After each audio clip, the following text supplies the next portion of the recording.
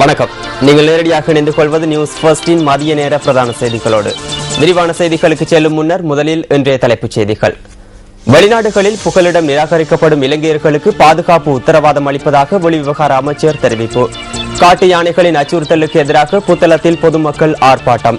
பிரதேச செயலாளர் மீதும் தாக்குதல். ஆப்கானின் காபூரில் உள்ள ஜனாதிபதி வாசஸ்தலத்திற்கு அருகில் பாதுகாப்பு படையினரை இலக்கு வைத்து ஆயுததாரிகள் தாக்குதல். இனி விரிவான செய்திகள். ஆஸ்திரேலியா உள்ளிட்ட நாடுகளில் புகலிட கோரிக்கை நிராகரிக்கப்பட்டு இலங்கைக்கு திருப்பி அனுப்பப்படுபவர்களின் பாதுகாப்பு தொடர்பில் தாம் உத்தரவாதம் அளிப்பதாக வெளிவிவகார அமைச்சர் பேராசிரியர் GL பீரிஸ் குறிப்பிட்டுள்ளார். ஆஸ்திரேலிய செய்தி சேவை ஒன்றுக்கு வழங்கிய விசேட செவ்வியில் வெளிவிவகார அமைச்சர் இதனை குறிப்பிட்டுள்ளார். அவர்கள் ஆஸ்திரேலியாவினால் திருப்பி அனுப்பப்பட்டுள்ளனர். அவர்களுக்கு அச்சுறுத்தல் இல்லை என்பது உறுதிப்படுத்தப்பட்டதன் பின்னரே அவர்கள் திருப்பி அனுப்பப்பட்டுள்ளனர். ஆஸ்திரேலியாவினால் மாத்திரமன்றி பெருமளவிலானவர்கள் ஐக்கிய ராஜ்யத்தினாலும் திருப்பி அனுப்பப்பட்டுள்ளனர். இலங்கைக்கு புகலிட கோரிக்கையாளர்களை அனுப்புவது பாதுகாப்பற்றது என சில அரசு சார்பற்ற நிறுவனங்கள் பிரித்தானிய நீதிமன்றங்களில் வாதிட்டுள்ளன. எனினும் அந்த புகலிட கோரிக்கையாளர்களின் விண்ணப்பங்கள் பிரித்தானிய நீதிமன்றங்களால் நிராகரிக்கப்பட்டன. இதனால் பெருமளவிலானவர்கள் இலங்கைக்கு திருப்பி அனுப்பப்படுகின்றனர். இந்த புகலிட கோரிக்கையாளர்கள் சுயலாபம் கருதியே வெளிநாடுகளுக்கு செல்கின்றமை அனைத்து நாடுகளும் அறிந்ததொரு விடயமாகும். இலங்கையில் ஸ்திரமான நிலைமை காணப்படுகின்றமையும் அச்சமின்றி வாழக்கூடிய சூழ்நிலை நிலவுகின்றமையும் சர்வதேச நாடுகளின் இவ்வாறான நடவடிக்கைகளின் மூலம் உறுதியாகின்றன.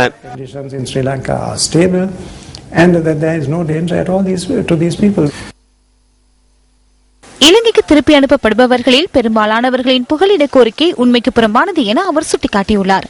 இந்த நபர்களுக்கு இலங்கையில் அச்சுறுத்தல் இல்லை என்பது உறுதிப்படுத்தப்பட்டதன் பின்னரே அவர்கள் ஆஸ்திரேலியாவினால் திருப்பி அனுப்பப்படுவதாக GL பீரிஸ் கூறியுள்ளார்.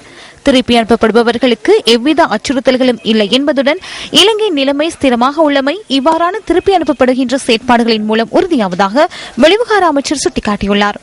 கடந்த காலப்பகுதியில் இலங்கையைச் சேர்ந்த பெருந்திரளான புகலிட கோரிக்கையாளர்கள் படகுகள் மூலம் சட்டவிரோதமாக ஆஸ்திரேலியாவுக்கு சென்றிருந்ததுடன் அவர்களில் சுமார் 1200க்கும் அதிகமானவர்களின் புகலிட கோரிக்கை நிராகரிக்கப்பட்டமை குறிப்பிடத்தக்கதாகும். இலங்கையில் தற்போது முற்றிலும் அமைதியான சூழ்நிலை காணப்படுவதாக வெளிவிவகார அமைச்சர் கூறியுள்ளார். எதிர்வரும் நவம்பர் மாதம் இலங்கையில் நடைபெறவுள்ள பொதுநலவாய அரசு தலைவர்கள் மாநாட்டின் போது நாட்டில் நிலவும் சமாதானம் தொடர்பில் வெளிப்படுத்துவதற்கான சந்தர்ப்பம் கிடைக்கும் எனவும் பேராசிரியர் GL பீரிஸ் மேலும் தெரிவித்துள்ளார். இந்தியாவின் தமிழகத்தில் புலம்பெயர்ந்திருந்த இலங்கையர்கள் நாடு திரும்புவது அதிகரித்துள்ளதாக தெரிவிக்கப்படுகின்றது. வருடத்தின் இதுவரையான காலப்பகுதியில் சுமார் 350 இலங்கையர்கள் நாடு திரும்பியுள்ளதாக தமிழகத்தில் உள்ள ஐநாவின் அகதிகளுக்கான உயர்ஸ்தானிகர் ஆலயம் குறிப்பிடுகின்றது. சென்னையில் உள்ள புழல் மற்றும் கும்மியடிப்பூண்டி பகுதிகளில் உள்ள 2 சிறப்பு முகாம்களில் மாத்திரம் புலம்பெயர்ந்த இலங்கையர்கள் தற்போது தங்க வைக்கப்பட்டுள்ளனர். 2012ஆம் ஆண்டு ஜனவரி மாதம் முதல் இதுவரை 1600 பேர் இலங்கை திரும்பியுள்ளதாக ஐநாவின் அகதிகளுக்கான உயர்ஸ்தானிகர் ஆலயத்தின் தரவுகள் தெரிவிக்கின்றன. அத்துடன் இலங்கை திரும்பியவர்களுக்கு பாதுகாப்பு தொடர்பான அச்சுறுத்தல் காணப்படுவதாக இதுவரையில் எந்தவித முறைப்பாடுகளும் பதிவாகவில்லை என குறிப்பிடப்பட்டுள்ளது. நாடு திரும்புவதற்கு விருப்பம் தெரிவிக்கும் இலங்கையர்களிடம் அவர்கள் வசிக்கவுள்ள பகுதி பாதுகாப்பானதா என்பதை உறுதிப்படுத்தியதன் பின்னரே அகதிகளுக்கான உயர்ஸ்தானிகர் ஆலயம் அவர்களை திருப்பி அனுப்ப நடவடிக்கை எடுத்து வருகின்றமை குறிப்பிடத்தக்கது. பல்கலைக்கழக கல்வி முறையை முற்றாக மாற்றுவதற்கு அரசாங்கம் தீர்மானித்துள்ளதாக பிரதி நிதியமைச்சர் கலாநிதி சரத் அமுனுகம தெரிவிக்கின்றார். கண்டியில் நேற்று நடைபெற்ற நிகழ்வொன்றிலேயே அவர் இதனை கூறினார். கண்டி ஹதரலியத் மகா வித்தியாலயத்தின் புதிய கட்டடம் ஒன்றிற்கு அடிக்கல் நாட்டுவதற்காக இந்த வைபவம் ஏற்பாடு செய்யப்பட்டிருந்தது.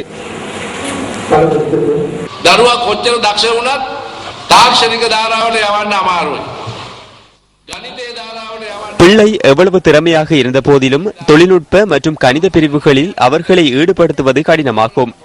இதனால் பாடசாலையில் இருந்து வெளியேறும் போது அவர்களுக்கு சிறந்த தொழில் கிடைக்கும் என்ற நம்பிக்கை குறைவாகவே காணப்படுகின்றது. அதனால் பல்கலைக்கழக முறையை முற்றாக மாற்றுவதற்கு நாம் தீர்மானித்துள்ளோம். விஞ்ஞானம் மற்றும் தொழில்நுட்ப பிரிவில் இணைத்துக் கொள்பவர்களின் எண்ணிக்கையை அதிகரிக்க எண்ணியுள்ளோம். பழைய கல்வி முறையை மாற்றி புதிய கல்வி முறைக்கு எமது பிள்ளைகளை ஈடுபடுத்த எதிர்பார்த்துள்ளோம். පරණ කසි කබල් අධ්‍යාපනය විසි කරලා දාලා අලුත් අධ්‍යාපනයකට අපේ දරු දැරියන් යොමු කරන්න. தலவாக்கலை சுமன மகா வித்தியாலயத்தின் புதிய 2 மாடி நிர்வாக கட்டட தொகுதி நேற்று திறந்து வைக்கப்பட்டது. கல்வி அமைச்சர் பந்துல குணவர்தன தலைமையில் இந்த நிகழ்வு நடைபெற்றது. இதன்போது பொதுமுகாமைத்துவம் மற்றும் சீர்திருத்த அமைச்சர் நவீன் திசாநாயக்க உள்ளிட்ட சிலர் கலந்து கொண்டிருந்தனர். විශේෂයෙන්ම අපගේ මුළු දිස්ත්‍රික්කයටම තිබෙන ප්‍රශ්නයක් අපිට ලැබෙන ගුරුවරු අපිට රඳා පවතින්න විශාල ගැටලුවක් වෙලා තිබෙනවා. විශේෂයෙන්ම දුෂ්කර දිස්ත්‍රික්කයක් හැටියට ஆசிரியர்களை எமது மாவட்டங்களில் தொடர்ந்து சேவையில் தக்க வைத்துக் கொள்வது பாரிய பிரச்சனையாகும். விசேடமாக கஷ்ட பிரதேசங்களில் நியமிக்கப்படும் ஆசிரியர்கள் அரசியல்வாதிகளின் ஊடாக தமது நியமனங்களை வேறு பாடசாலைகளுக்கு மாற்றிக் கொள்கின்றனர். கண்டி மாவட்ட பாடசாலைகளுக்கு மாறுகின்றனர். இது பாரிய அநீதியாகும். நுவரெலியாவில் உள்ள சிங்கள மக்கள் பாரிய பிரச்சனைகளுக்கு மத்தியிலேயே வாழ்கின்றனர். அதனால் இந்த பகுதியில் சில ஆசிரியர்களை சேவையில் ஈடுபடுத்த வேண்டும். முடியாத பட்சத்தில் நிர்வாகம் மற்றும் அரசியல் ரீதியில் பாரிய குறைபாடு காணப்படுவதாகவே நான் எண்ணுகின்றேன். ඒක මම හිතන්නේ දෙපැත්තෙන්ම අපේ පැත්තෙනොත් ඒ වගේම පරිපාලන නිලධාරීන් හා දේශපාලනඥයන්ගේ විශාල අඩුපාඩුවක් හැටියට මා දකිනවා.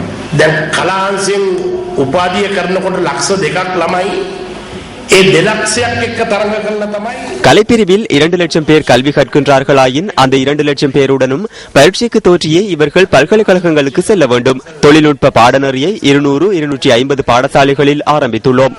அவ்வாறாயின் 2016 ஆண்டளவில் 2 லட்சம் பேருடன் போட்டியிடுவது இலகுவான விடயம் என எண்ணுபவர்கள் கலைப்பிரிவில் கல்வி கற்பார்கள்.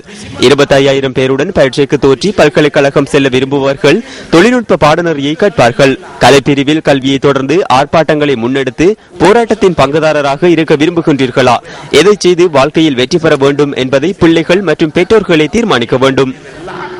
ජීවිතේ ජය ගන්නවද කියන එක දරුවෝයි දෙමව්පියෝයි විසින් තීන්දුව කරන්න ඕනේ.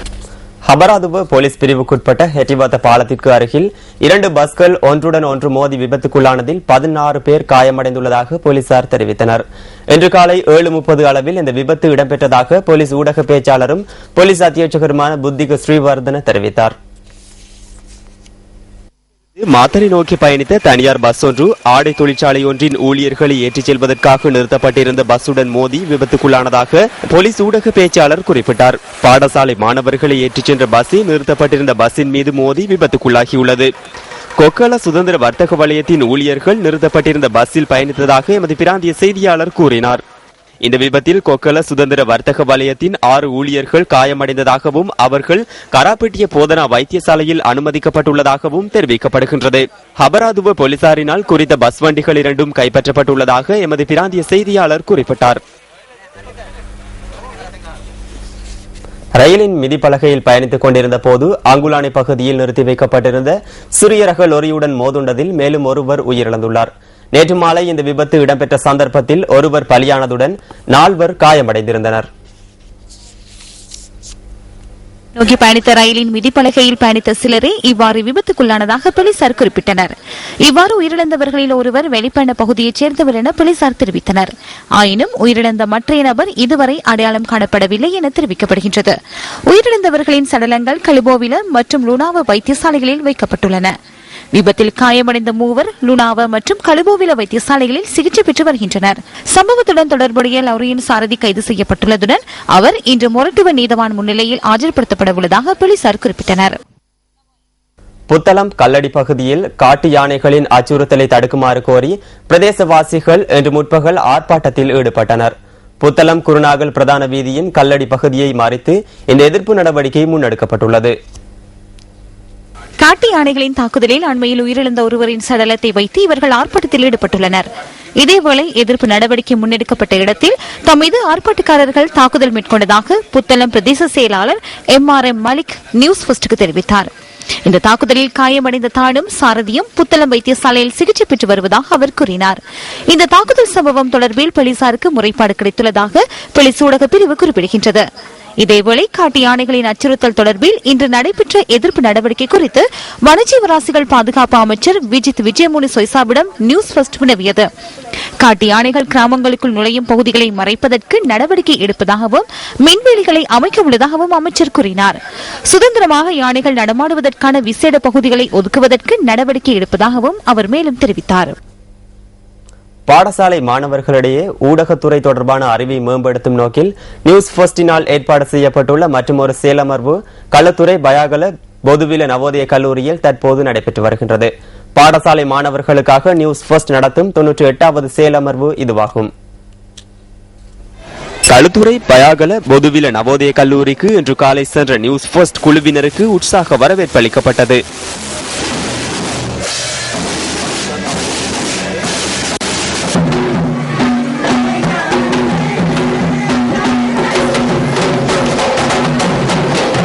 இதன்போது செயன்முறை பயிற்சிகளுடன் பாடசாலை மாணவர்களுக்கு தொடர்பாடல் குறித்த பயிற்சிகள் வழங்கப்படுவதுடன் செய்தி தயாரிப்பு மற்றும் வாசிப்பு தொடர்பிலும் ஆலோசனைகள் வழங்கப்படுகின்றன.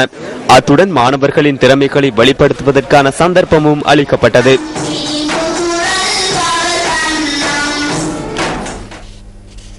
ரத்தினபுரி முவகம பொசன் வலயத்தின் 3ஆம் நாள் என்றாகும். நியூஸ் ஃபர்ஸ்டின் ஊடக அனுசரணையுடன் முன்னெடுக்கப்படும் இந்த பொசன் வலயம் பொசன் பௌர்ணமி அன்று ஆரம்பிக்கப்பட்டது. ரத்தினபுரி முவகம பொசன் வலயத்தை பார்வையிடுவதற்கு நேற்று அதிக அளவிலான பக்தர்கள் வருகை தந்திருந்தனர். எதிர்வரும் 29ஆம் திகதி வரை முன்னெடுக்கப்படவுள்ள இந்த பொசன் வலயத்தில் வெளிச்சக்கூடுகள் மற்றும் அலங்கார பந்தல்களும் நிர்மாணிக்கப்பட்டுள்ளன. இதேவேளை நாட்டின் பல்வேறு பகுதிகளில் வரலாற்று கதைகளை சித்தரிக்கும் பொசன் தோரணங்கள் உள்ளிட்ட நிர்மாணங்கள் காட்சிப்படுத்தப்பட்டிருந்தன. எகலியகுட தொரணகுட ஸ்ரீ புஷ்பராம விகாரையில் இவ்வாறானதொரு பந்தல் அமைக்கப்பட்டுள்ளது.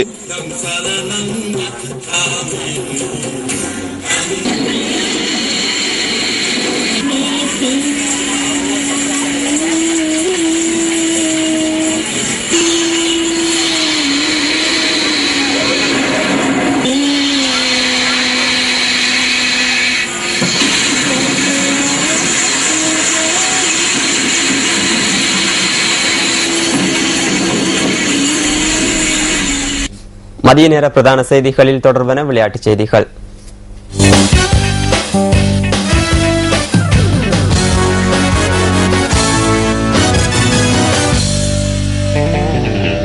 சாம்பியன்ஸ் கிண்ண கிரிக்கெட் தொடரில் திறமையை வெளிப்படுத்திய வீரர்களை கொண்ட ஒருநாள் அணியின் தலைவராக இந்திய அணி தலைவர் மகேந்திர சிங் தோனி தெரிவாகியுள்ளார். இலங்கை சார்பில் குமார் சங்கக்கார மாத்திரமே இந்த அணியில் இணைத்துக் கொள்ளப்பட்டுள்ளார்.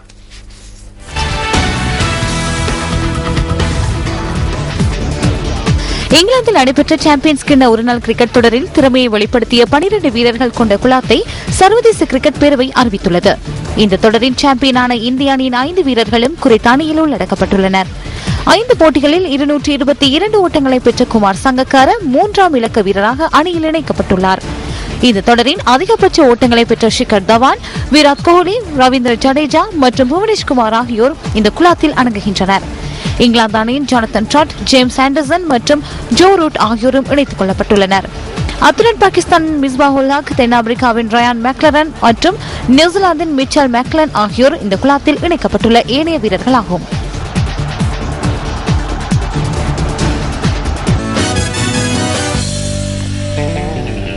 விம்பிள்டன் டென்னிஸ் தொடரின் முதல் சுற்று போட்டியில் ஸ்பெயினின் ரஃபேல் நடால் அதிர்ச்சி தோல்வியடைந்துள்ளார். இந்த போட்டியில் பெல்ஜியத்தின் ஸ்டீவ் டாசிஸ் வெற்றியீட்டினார். ஸ்பெயினின் ரஃபேல் நடால் முதல் சுற்று போட்டியில் பெல்ஜியத்தின் ஸ்டீவ் டாசிஸுடன் போட்டியிட்டார். இந்த போட்டியில் 3-0 என்ற செட் கணக்கில் வெற்றியீட்டிய டாசிஸ் 2ஆம் சுற்றுக்கு தெரிவானார். சர்வதேச டென்னிஸ் தரப்படுத்தலுக்கு அமைய நடால் 5ஆம் இடத்திலும் டாசிஸ் 135ஆம் இடத்திலும் உள்ளனர். 12 கிராண்ட்ஸ்லாம் பட்டங்களை வென்றுள்ள நடால் அண்மையில் நிறைவு பெற்ற பிரெஞ்சு பகிரங்க டென்னிஸ் தொடரில் வெற்றியீட்டியிருந்தமை குறிப்பிடத்தக்கது.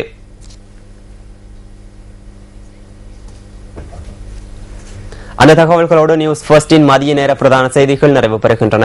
நியூஸ் ஃபர்ஸ்டின் மணித்தியால செய்திகளை 2:25க்கு எதிர்பாருங்கள். வணக்கம்.